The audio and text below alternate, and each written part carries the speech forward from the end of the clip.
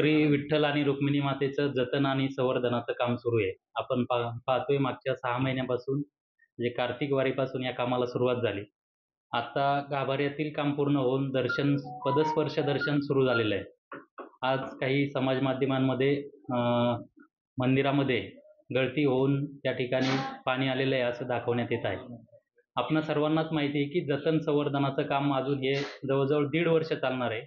अजून पण काम सुरू आहे. मंदिराच्या वरती म्हणजे जे वॉटरप्रूफिंगचं काम होतं ते अद्याप बाकी आहे. पूर्वीचं जे होतं ते काढण्यात आलेलं आहे. आपण बऱ्याचशा ठिकाणी त्याला कागदी ताडपत्री आणि झाकलेलं आहे. परंतु मागचे 2-3 दिवस आपण पाहतोय की अतिवृष्टी सदृश्य या पंढरपुरात पाऊस पडत आहे.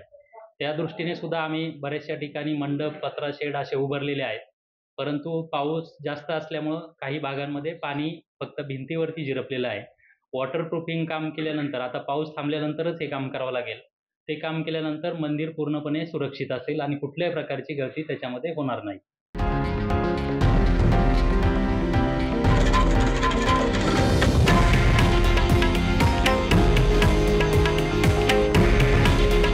हे आहे देशातील नंबर 1 न्यूज नेटवर्क आणि आपण पाहत आहात TV9 मराठी. काळजी तुमची, हित महाराष्ट्राचं.